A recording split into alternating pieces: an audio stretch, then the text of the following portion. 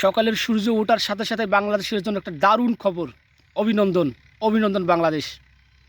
Bangladesh West ইন্ডিজকে তাদের মাটিতে white wash করে ছেড়ে দিল এই টি-20 ফরম্যাটে।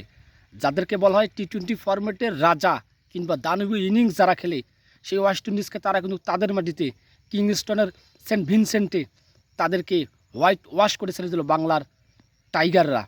189 রানের একটা বিশাল ইনিংস কিংবা একটা বিশাল স্কোর ছেড়ে দেয় ওয়েস্ট ইন্ডিজকে, এবং সেই স্কোর দেখেই তারা কিন্তু মাত্র 109 রানে আমাদের বোলিংদের দাপটের মুখে তারা কিন্তু 109 রানে অল আউট হয়ে যায়।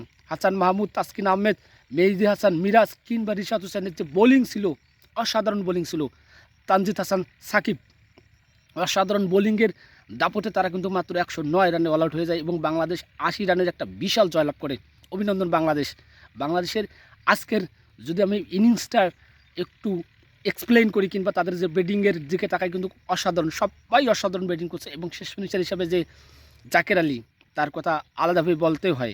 সে কিন্তু দারুণ একটা ইনিংস খেলছেন এবং এই একটা ইনিংস, এমন একটা ইনিংস উপহার দিয়েছে বাংলাদেশকে। সেই ইনিংসের সুবাদে কিন্তু বাংলাদেশ আজকের তাদের ওয়েস্ট ইন্ডিজকে তাদের মাটিতে হোয়াইট ওয়াশ করা যে একটা স্বাদ, যে একটা স্বপ্ন, সেটা কিন্তু পেয়েছে।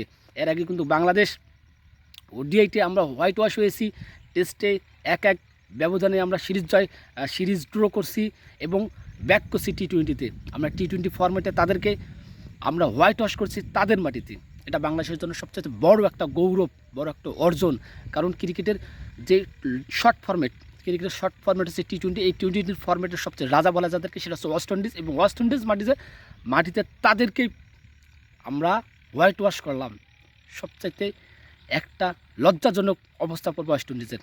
এবং প্রত্যেকটা ম্যাচেই কিন্তু আমরা দেখছি বাংলাদেশ আগে ব্যাট করছে।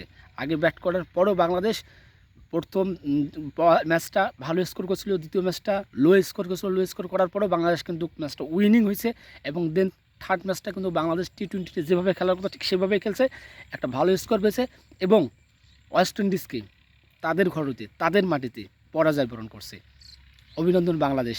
এই বাংলাদেশ ক্রিকেটে এগিয়ে যাক, দূর থেকে দূরান্ত সারা বিশ্ব দেখুক বাংলাদেশের ক্রিকেটের আধিপত্য।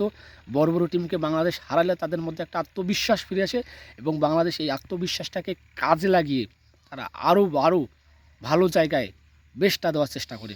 বাংলাদেশের ক্রিকেটের সবসময় উপভোগ করি, বাংলাদেশ ক্রিকেটটা দেখি।